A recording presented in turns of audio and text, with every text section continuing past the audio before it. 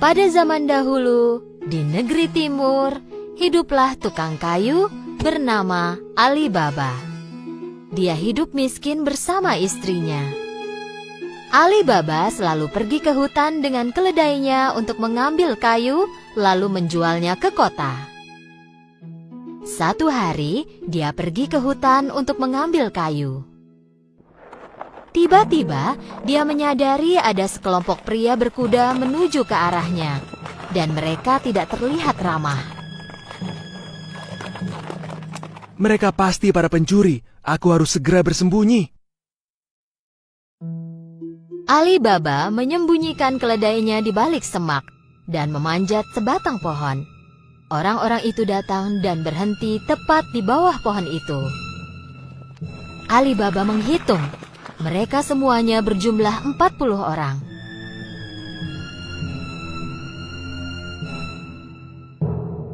Orang-orang itu menurunkan beberapa tas besar yang berat dari kuda mereka. Ali Baba menyadari bahwa orang-orang tersebut adalah pencuri. Pimpinan pencuri maju ke sebuah batu besar dan mulai berteriak.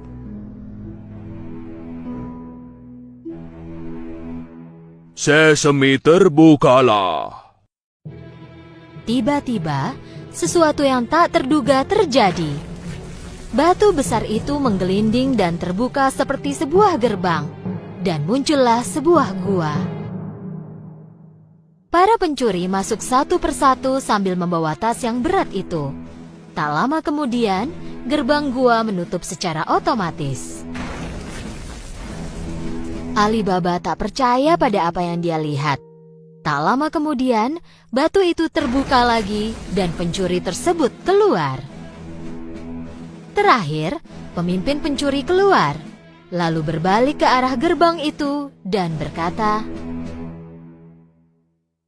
Sesame tertutuplah. Batu besar itu segera tertutup, dan para pencuri melompat ke atas kudanya lalu pergi. Ali Baba turun dari pohon dan langsung menuju batu besar itu. Dia meneriakkan kata yang diingatnya tadi. Sesame terbukalah. Gerbang tersebut terbuka dengan suara berisik. Ali Baba masuk dengan ragu. Dia terkejut pada apa yang dilihatnya. Di dalam gua itu penuh dengan emas, perak, kain mahal, berlian, dan kotak harta karun. Ali Baba melihat berkeliling, mengambil 3 buah kantong dan pergi. Dia mengembalikan batu tersebut dan mengulangi ucapan yang dia dengar dari pemimpin pencuri. Sesame tertutuplah. Ali Baba menaruh tasnya ke atas keledai dan pulang. Ketika tiba di rumah, Ali Baba menunjukkan tas itu kepada istrinya. Sang istri tak percaya dan berpikir Ali Baba mencurinya. Dari mana kau menemukan emas banyak ini?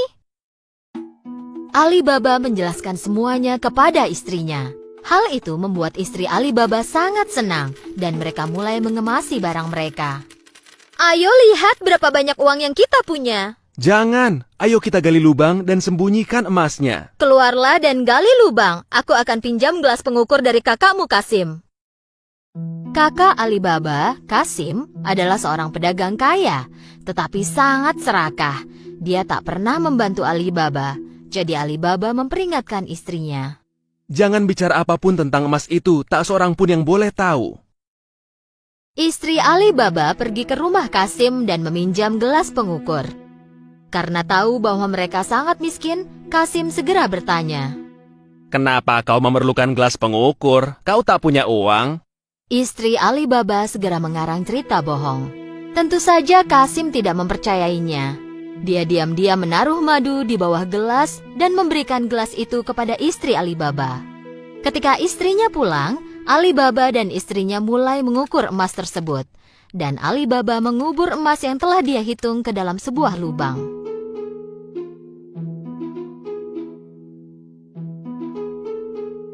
Setelah mereka mengubur semua emas itu, istrinya mengembalikan gelas pengukur tersebut, tetapi tak menyadari adanya emas yang menempel di bawah gelas. Ketika Kasim menerima gelas tersebut, ia langsung melihat ke bawahnya. Ketika melihat emas itu, dia sangat kaget.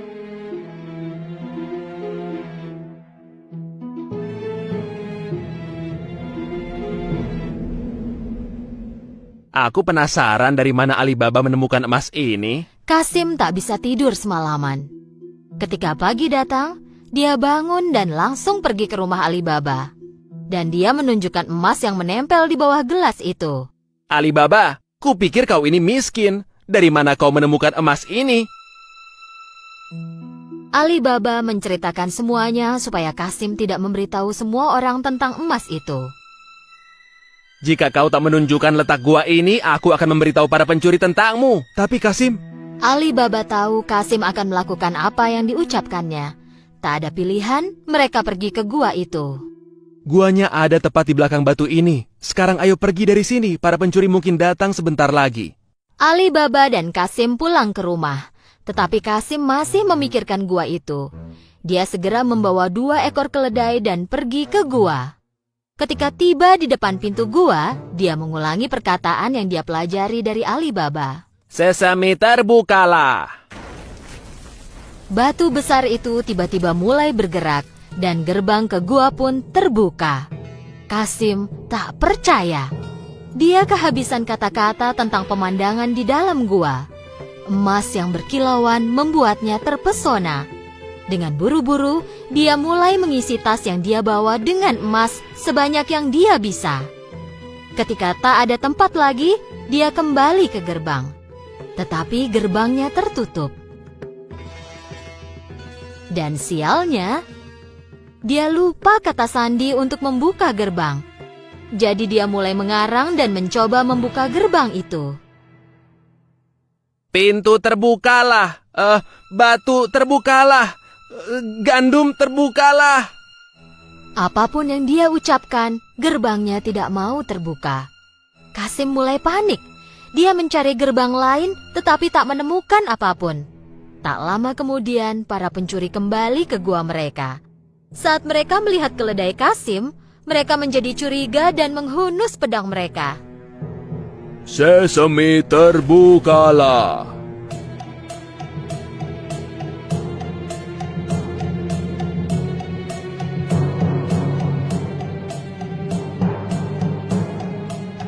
Ketika gerbang terbuka, para pencuri menangkap Kasim dan menghajarnya. Jadi inilah pencuri yang mengambil emas kita. Ketika malam hari tiba dan Kasim tidak kembali ke rumah, istrinya jadi sangat khawatir. Dia berlari ke rumah Alibaba dan meminta tolong. Alibaba juga khawatir tentang apa yang menimpa Kasim. Jadi Alibaba pergi ke gua dan melihat seekor keledai berdiri di depan gua. Itulah saat dia tahu bahwa kakaknya ada di dalam gua dan dibunuh oleh para pencuri. Dia pergi kepada istrinya dan menceritakan semuanya. Mereka memutuskan untuk tidak memberitahu siapapun tentang hal ini. Tak lama kemudian, Alibaba dan istrinya mulai tinggal di rumah Kasim. Mereka mulai menjalankan bisnis Kasim dan mengembangkannya menjadi lebih besar. Mereka menjadi semakin kaya raya. Selama ini, pemimpin pencuri menyadari bahwa emas di guanya semakin berkurang setiap hari. Jadi dia memerintahkan seorang pencuri untuk melihat apakah ada sesuatu yang mencurigakan. Pergilah ke kota dan lihat sekeliling. Apakah ada orang kaya baru dan yang berbelanja banyak. Ketika pencuri berkeliling di pasar, dia melihat Alibaba berbelanja dengan emas di tangannya. Jadi, dia mengikuti Alibaba pulang. Ketika Alibaba pulang, pencuri tersebut menandai pintu rumahnya. Ketika hari gelap, istri Kasim keluar untuk memberi minum hewan. Dan saat itu, dia melihat tanda di pintu. Dia menyadari bahwa tanda itu bukan untuk hal yang baik. Jadi dia mengambil cat dan menandai semua pintu di lingkungannya. Saat pagi menjelang, 40 pencuri datang untuk menemukan rumah Alibaba. Tetapi mereka melihat bahwa semua pintu ditandai dengan tanda yang sama. Mereka pun kembali. Tetapi pemimpin pencuri tetap ingin menemukan Alibaba. Dia menyamar dan mulai berkeliling pasar. Dia akhirnya menemukan Alibaba dan mengikutinya ke rumah. Mengetuk pintunya, Alibaba menjawab, Aku datang dari jauh. Aku membawa guci-guci penuh minyak zaitun. Kudengar kau adalah pedagang terkaya di area ini. Mungkin kau ingin membelinya. Alibaba mengundang pemimpin pencuri untuk makan malam, mengira bahwa dia juga seorang pedagang. Pencuri itu membawa 40 guci minyak zaitun ke dalam rumah Alibaba. Dan Alibaba menyuruh pelayannya menyiapkan meja makan istimewa. Alibaba ingin menjamu tamunya malam itu. Tentu saja tamunya menerima tawaran itu. Ketika Alibaba dan pencuri itu makan malam, istri Kasim yang bijak pergi melihat guci minyak zaitun itu. Tiba-tiba dia mendengar suara berisik. Apakah kita keluar sekarang? Jangan, belum waktunya. Ketika istri Kasim tahu bahwa ada pencuri di dalam guci itu dan bukannya minyak zaitun, dia tahu bahwa itu adalah jebakan. Dia segera pergi ke dapur dan mendidihkan minyak. Lalu dia kembali dan menuangkan minyak mendidih ke setiap guci. Tentu saja, para pencuri terpanggang diam-diam.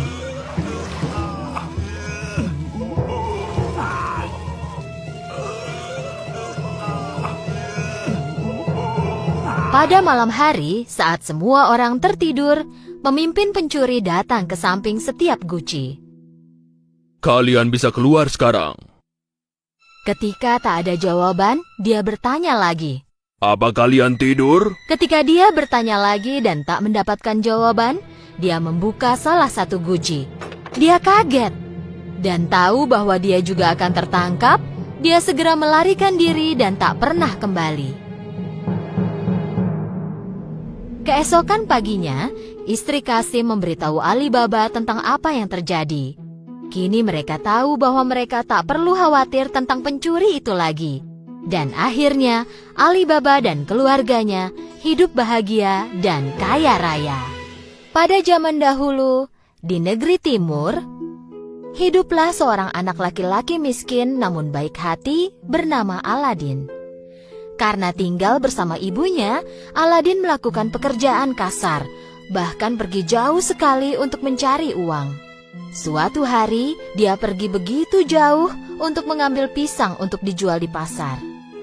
Tiba-tiba, dia berpapasan dengan seorang pria berjanggut yang berpakaian bagus dan berkulit gelap.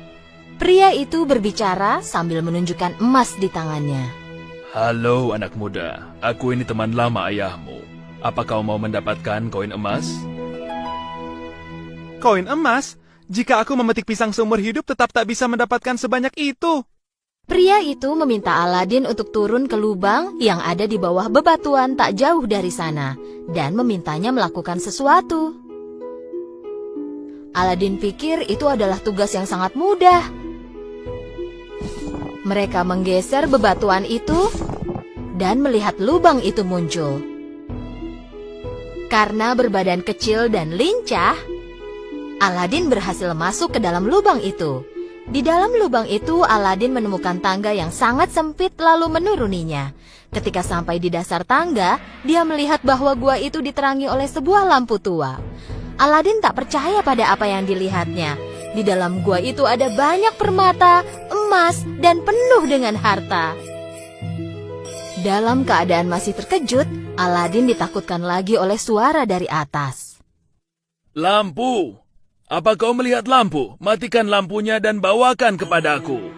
Dari semua harta dan emas yang ada di dalam gua, Aladin tidak percaya bahwa satu-satunya yang pria itu inginkan adalah lampu tua tak berharga ini. Kini Aladin jadi takut. Aladin mengambil lampu itu dan mulai memanjat tangga. Tapi sebelum dia melakukan apapun, pria itu mulai berteriak. Cepat berikan lampu itu padaku. Aladin tak mengerti perilaku pria itu. Pertama-tama aku ingin keluar dari sini. Jika kau tak memberikan lampu itu segera, aku akan mengurungmu dalam gua ini selamanya. Saat itulah Aladin tahu bahwa pria ini tidak baik. Tidak, pertama-tama aku ingin keluar dari sini. Baiklah kau yang memintanya. Hei, berhenti, apa yang kau lakukan? Tanpa sadar cincinnya telah jatuh ke dalam gua, pria itu mendorong batu menutupi lubang itu dan meninggalkan Aladin di sana. Aladin melihat cincin itu di lantai. Dan segera mengambil dan memakainya. Dengan diiringi suara membahana, gua itu disinari oleh awan berwarna merah muda, dan dari dalam awan itu terlihat sesosok raksasa. Sambil ketakutan, Aladin melihat raksasa itu. Mintalah apa saja. Tapi jangan lupa, kau hanya punya 3 permohonan. Aku ingin pulang ke rumah. Baiklah, nak. Dalam sekejap, Aladin sudah ada di rumahnya.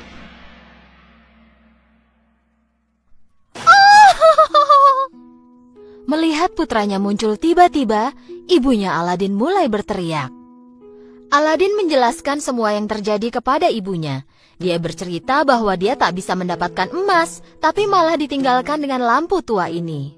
Karena ingin membersihkan lampu itu, Aladin mulai menggosoknya. Tiba-tiba, asap keluar dari lampu itu dan menutupi seluruh ruangan. Dan sesosok jin muncul dengan tiba-tiba.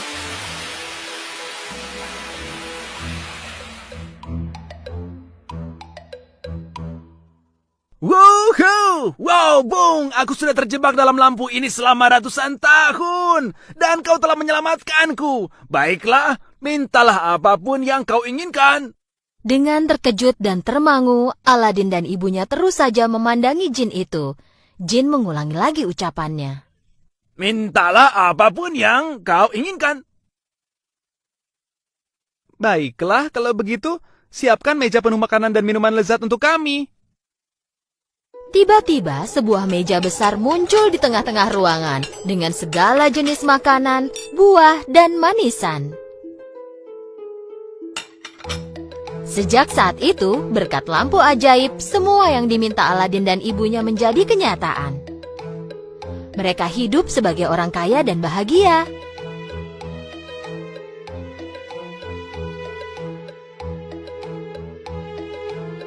Waktu pun berlalu.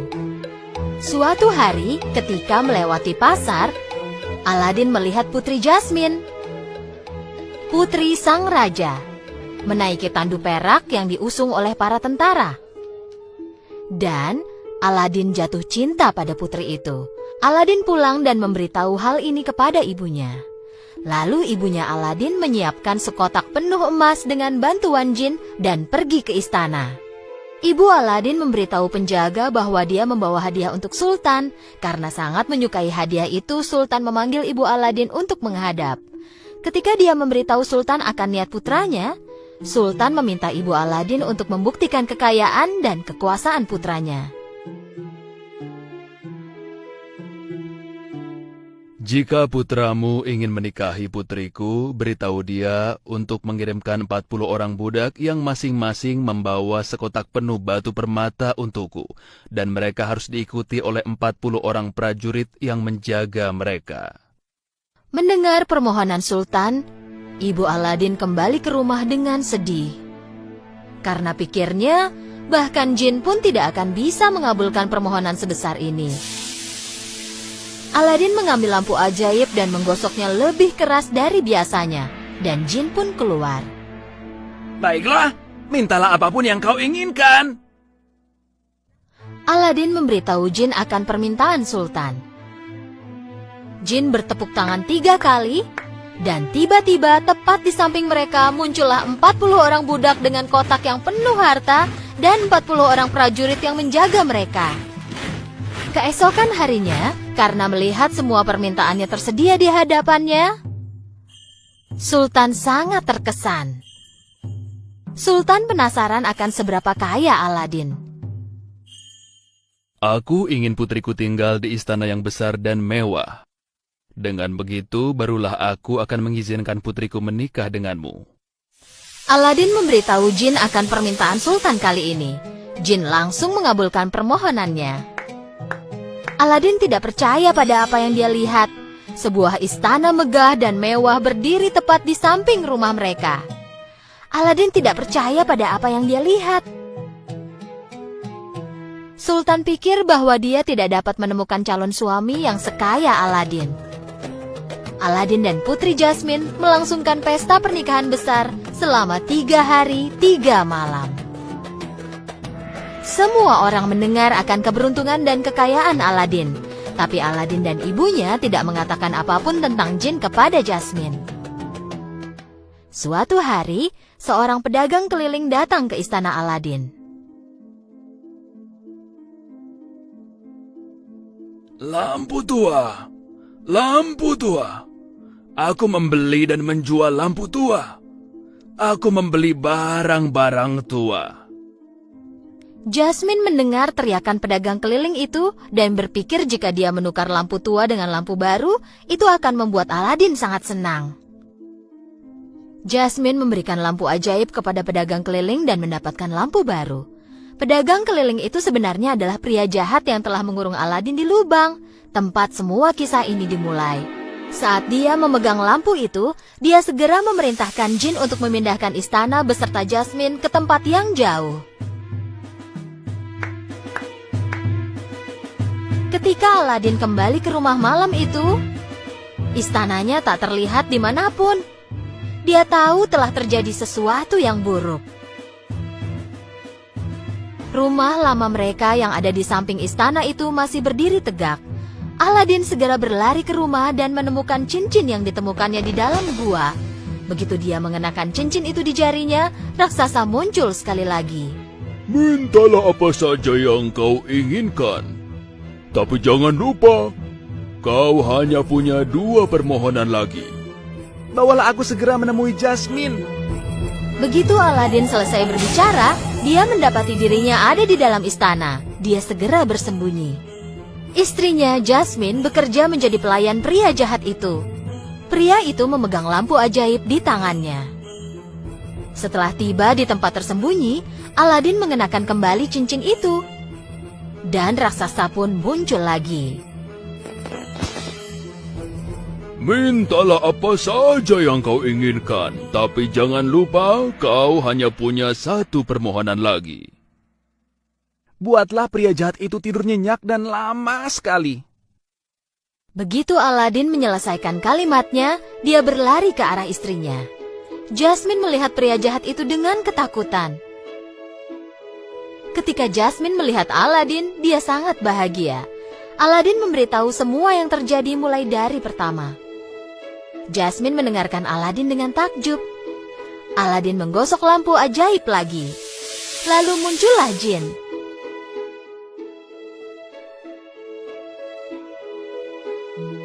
Baiklah, mintalah apapun yang kau inginkan. Kirimlah pria jahat ini ke tempat yang sangat jauh, sehingga dia tak akan bisa menemukan kami lagi. Pria jahat yang tertidur itu tiba-tiba menghilang. Aladin meminta jin untuk membawa kembali istananya ke tempat semula. Bawalah kami dan istana ini kembali ke rumah. Istana itu terbang di langit dan mendarat kembali ke tempat asalnya.